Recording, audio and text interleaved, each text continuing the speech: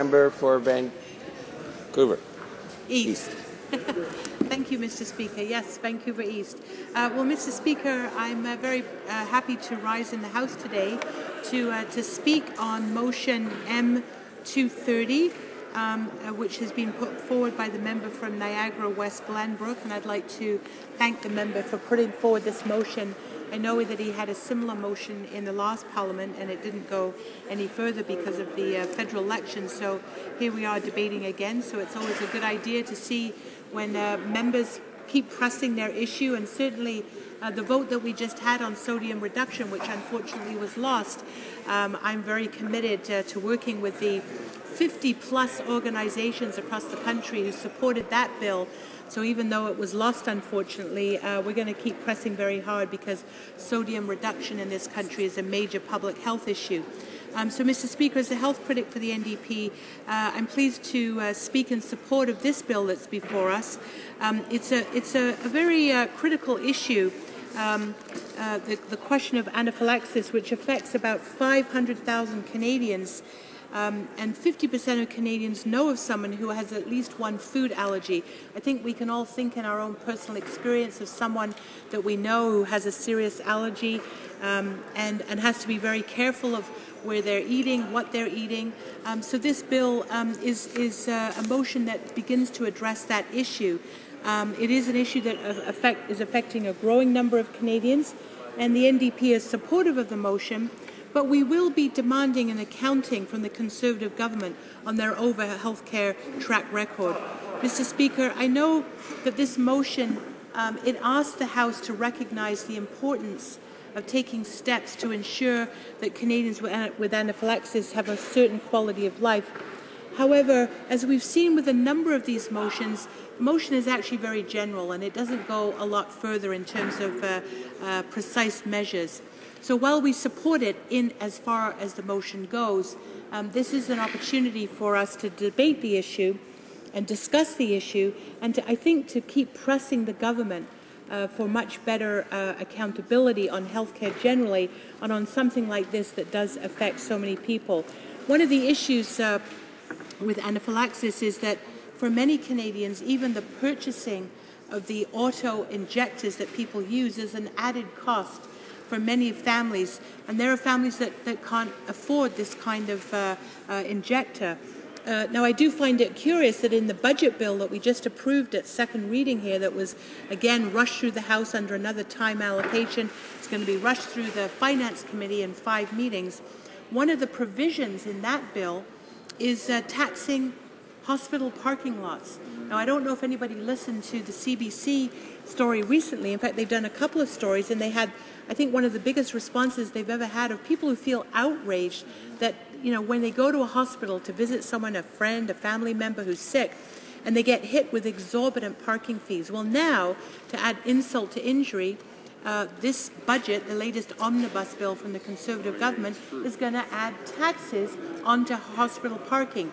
Now, why would I raise it here now in this private members bill? Because, Mr. Speaker, while on the one hand we see these very sort of window dressing kind of motions coming through from the Conservatives, and I appreciate their intent, the fact is that there are so many significant issues that are going unaddressed in our healthcare system, that this government has basically fallen down or simply retreated from their role on healthcare. And I wanted to kind of get in there that little bit about the hospital parking tax, because it's something that just really grates at you, that they have the gall to talk about how, you know, they're the government of tax reduction, and yet on something that's as basic as hospital parking, where people are basically a captive audience and have no choice but to pay these exorbitant costs, now they're going to get hit with a tax. Why would they do that, Mr. Speaker? It seems unconscionable. So while I'm happy to be debating this bill, as far as it goes, I do want to shed light and illuminate a bigger picture around healthcare in this country. And unfortunately, we've seen the federal government basically walk away from the table.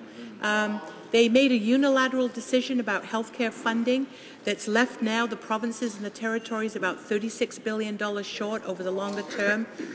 They've failed to implement the health accords. And so I think we have to look at this motion while we support it in the context of what that picture is.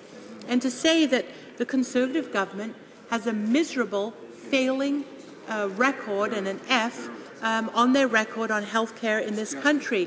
And, you know, I do a lot of work as the health critic for the official opposition, the NDP, with organizations across the country. And I'll tell you, people are just champing at the bit. They want to see a stronger federal role. They want to see any federal role in health care. In this House, we've had issues around drug safety. We've had issues around drug shortages. We've seen the abysmal health status of Aboriginal people. We've seen cuts in Health Canada. I mean, the list is enormous. And so I think that we need to put this on the record and hold the government to account and say to them, while I'm sure the Conservative members in the House will be supporting the member from Niagara West Glenbrook, and that's good, I think they need to question themselves on what it is that's happening to healthcare in this country overall. Why is it that we haven't made any progress on a national pharmacare program? Why is it that we haven't made any progress on a home care and long-term program?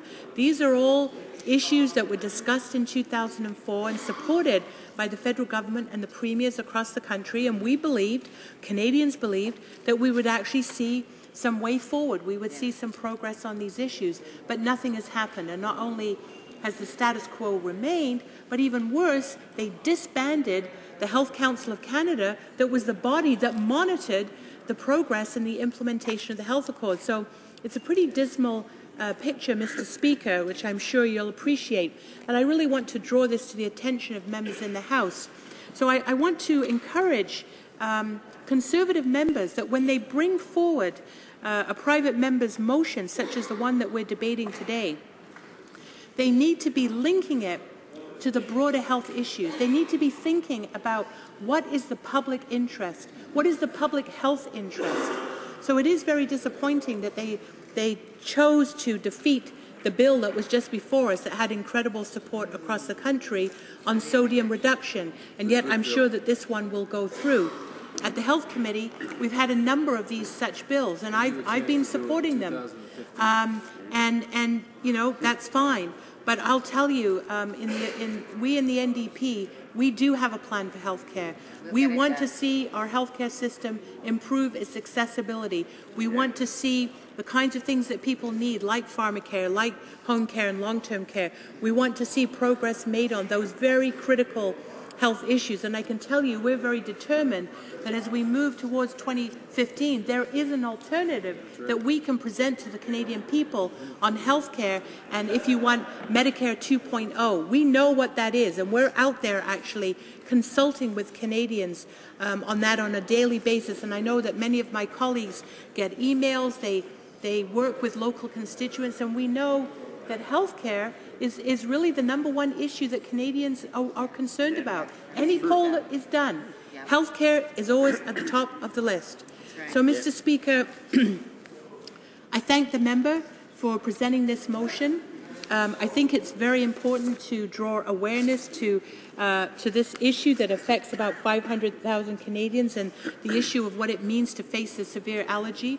But let's recognize that we need a federal government that's going to be responsive to the healthcare needs of Canadians. We need a federal government that's willing to be at the table with the provinces, with territories, with First Nations. We need a federal government that's committed to implementing the accords that were signed in 2004, and we need a federal government that is committed to bringing in new accords and a new vision for Medicare that's based on the Canada Health Act and accessibility, portability, public administration and universality. Mr. Speaker, we in this party are committed to that.